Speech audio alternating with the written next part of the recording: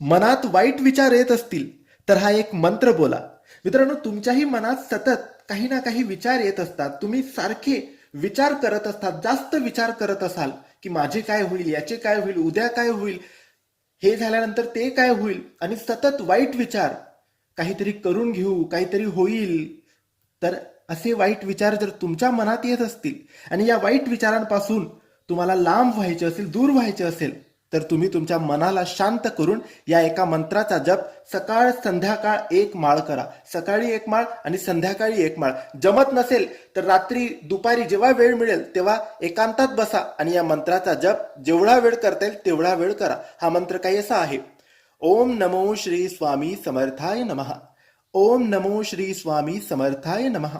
जसं आपण ध्यानाला बसतो तसं ध्यानाला बसा आणि या मंत्राचा जप करा. वाईट विचार लगेचच कमी होतील. श्री स्वामी समर्थ.